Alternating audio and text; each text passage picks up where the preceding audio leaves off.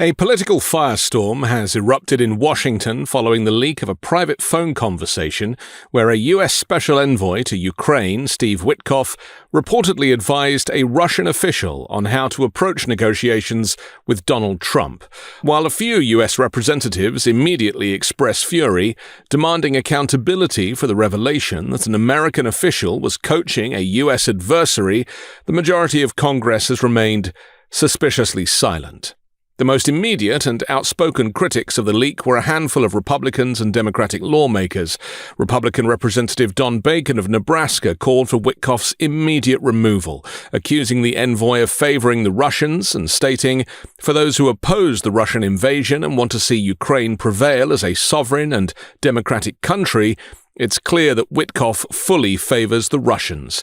He cannot be trusted to lead these negotiations. Would a Russian paid agent do less than he? He should be fired." Pennsylvania Republican Brian Fitzpatrick labeled the leaked call a major problem and condemned the existence of ridiculous sideshows and secret meetings. He urged that Secretary of State Marco Rubio be allowed to do his job in a fair and objective manner. Democrat Ted Lieu was even more scathing, calling Witkoff an actual traitor and emphasizing Steve Witkoff is supposed to work for the United States, not Russia. The controversy stems from a call on October 14 between Witkoff and Yuri Ushakov, Russian President Vladimir Putin's senior foreign policy aide, a recording of which was obtained and transcribed by Bloomberg. During the conversation, Witkoff reportedly outlined conditions he believed would be necessary for a peace agreement, suggesting Moscow would need to gain control of Donetsk and possibly additional Ukrainian territory. "Now, me to you, I know what it's going to take to get a peace deal done. Donetsk and maybe a land swap somewhere," Witkoff is quoted as saying. He added, however, "But I'm saying instead of talking like that, let's talk more hopefully, because I think we're going to get a deal here." Crucially, the envoy also provided Ushakov with tactical advice on how the Russian leader should engage with Donald Trump on the issue. This included suggestions on scheduling a Trump-Putin phone call before the planned White House visit by Ukrainian President Volodymyr Zelensky. Today, Ushakov seemed to confirm the authenticity of the call on Russian state television, suggesting the leak was an intentional effort to hinder negotiations. He also recalled that during the conversation, he had relayed that Putin would congratulate Trump and refer to him as a real peace man. Donald Trump, however, defended Witkoff's actions last night. Speaking aboard Air Force One, he characterized the advice as standard practice for a deal maker. That's what a deal maker does. You've got to say, look, they want this. You've got to convince them of this. That's a very standard form of negotiation. He added that he imagined Witkoff is saying the same thing to Ukraine. The President's Special Missions Envoy, Richard Grenell, took a different approach, calling for the individual who leaked the recording to be fired, not Witkoff, labeling the anonymous leaker as a national security risk. The background to this high-level communication is Trump's controversial 28-point proposal, which would require Ukraine to surrender the entire Donetsk region, including areas currently under its control, to become a demilitarized buffer zone internationally recognized as Russian territory. The plan also proposes granting Russia control over Luhansk and Crimea while freezing the battle lines in Kherson and Zaporizhia, territories Russia has struggled to fully capture despite nearly 4 years of war. Though Moscow claims not to have discussed the plan's details with Washington, Putin suggested earlier this month that the U.S. proposal could serve as a foundation for a final settlement. Despite the controversy, Trump announced earlier in the week that he is sending Witkoff to Moscow to meet with Putin, while U.S. Army Secretary Dan Driscoll will meet with Ukrainian officials in advance of a possible Trump-Zelensky meeting on Friday. The leak underscores a fundamental shift in the Republican Party's foreign policy orientation, moving away from the post-Truman doctrine consensus that positioned the U.S. as a cornerstone of European security. The rise of the MAGA movement has often viewed traditional alliance relationships as transactional burdens. This is a departure from the long-held belief shared by generations of Democrats and Republicans that mutual security support for allies fundamentally serves American interests.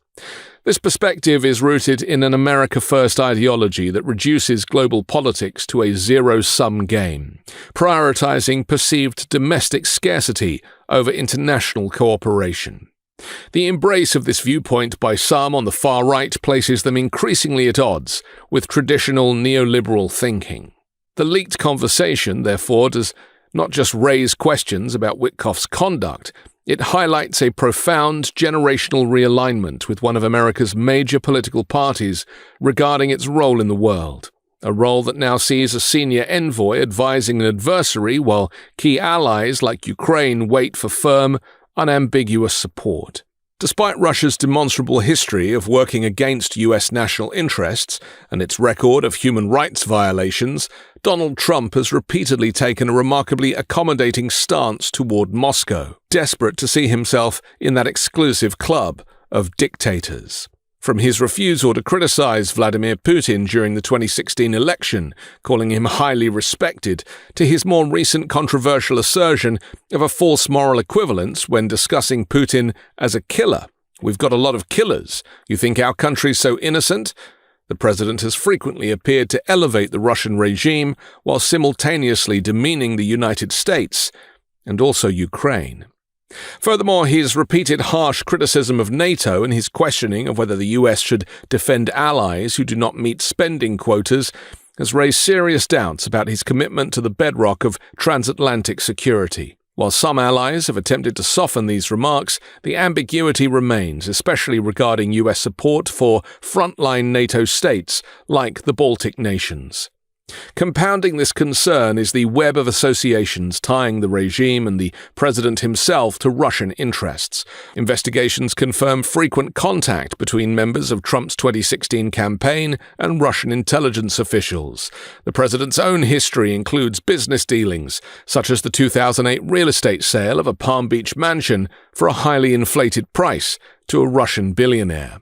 Most strikingly, the president's decision to reveal highly classified information to the Russian ambassador and Russian foreign minister in an Oval Office meeting, while banning US media but allowing Russian state-owned photography, has been cited as a stunning breach of trust and protocol.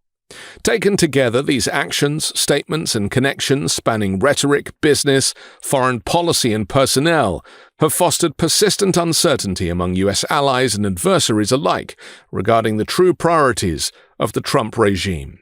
This continuous pattern inevitably leads to a single critical unresolved question. When faced with a conflict between U.S. strategic interests and the political expediency of accommodating Moscow, where will the ultimate allegiance of the Trump administration finally lie? I'm Anthony Davis. You can find me on the 5 Minute News YouTube channel and podcast, on Wednesdays co-hosting Uncovered, and on Sunday on The Weekend Show with MeidasTouch. Love this video? Support independent media and unlock exclusive content, ad-free videos, and custom emojis by becoming a paid member of our YouTube channel today. You can also gift memberships to others. Let's keep growing together.